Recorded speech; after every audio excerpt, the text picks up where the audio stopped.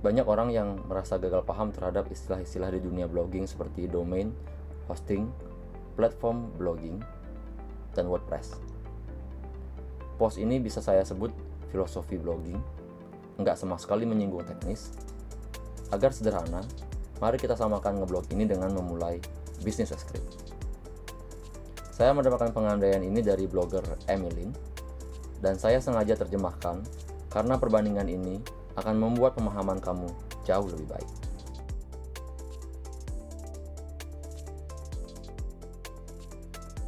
Andaikan saja kamu ingin memulai bisnis es krim karena di daerah kamu panasnya minta ampun. Jadi ini adalah ceruk pasar yang bagus.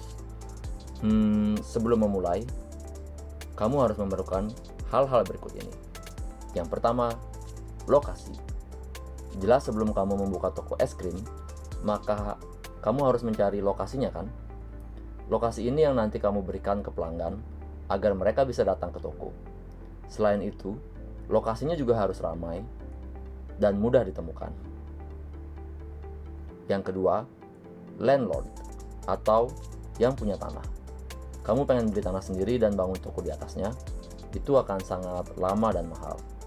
Mending kita cari orang yang menyewakan tempat atau kita biasa sebut landlord dengan sebuah space agar kita bisa membangun toko di sana. Yang ketiga adalah tokonya sendiri. Jadi sekarang kita sudah ketemu lokasi dan tempat untuk berjualan, tentu kita butuh menata tokonya agar jadi sebuah tempat berjualan.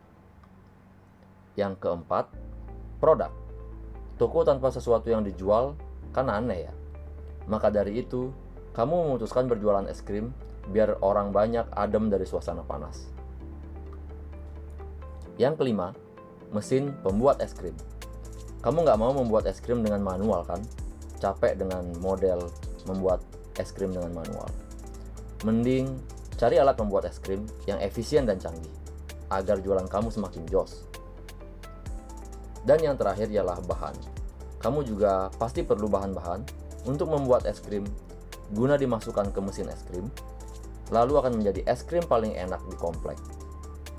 Lalu, setelah itu, pelanggan akan suka sama es krimnya yang katanya bikin segar, mereka datang lagi dan lagi, dan kamu bisa jadi jutawan karena jualan es krim. Bagaimana dengan blogging? Nah, inilah yang ingin kita bandingkan bisnis es krim dengan bisnis digital. Mari kita mulai. Kamu memutuskan untuk memulai bisnis digital dan akan membuat sebuah website. Sebelum memulai, kita perlu hal-hal ini. Yang pertama, lokasi. Kamu harus punya alamat untuk website yang akan dibuat. Alamat ini yang akan kamu berikan pada orang-orang agar situsnya dikunjungi. Hal inilah yang dinamakan domain di dunia website. Domain yang gampang diingat akan sangat berpengaruh pada traffic. Yang kedua, landlord. Jadi, kita sudah punya domain, tetapi belum punya space di internet untuk menaruh website kita. Landlord di internet dinamakan host, dan kita menyewa hosting dari mereka.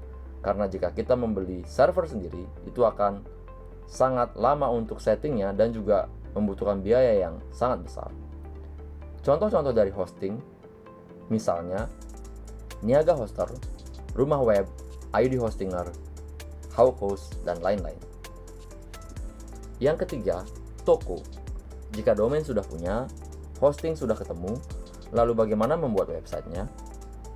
Oke, jika toko es krim dibangun dari bata, genteng, dan lain-lain, maka website dibangun dari file-file. Kamu mendekorasi toko es krim kamu, dan di website kita menyebutnya mendesain tampilan. Yang keempat adalah produk. Jika website tidak diisi apa-apa, ya nggak ada gunanya. Maka dari itu, kamu memilih membuat blog. Blog adalah salah satu dari jenis website. Yang kelima, mesin pembuat blog. Kamu nggak akan membuat sebuah blog dengan manual, karena hal itu memerlukan waktu yang lama, selain juga pemahaman yang mendalam tentang programming. Kalau kamu nekat dengan cara seperti itu, bisa-bisa blog kamu jadinya bertahun-tahun lamanya selesai, atau bahkan nggak selesai. Maka dari itu, kamu harus memilih dari blogging platform yang sudah ada, dan saya sangat merekomendasikan WordPress. Yang terakhir adalah bahan. Sekarang kamu butuh bahan blognya. Konten dari blog adalah tulisan, gambar, atau video hasil dari ide kamu yang brilian.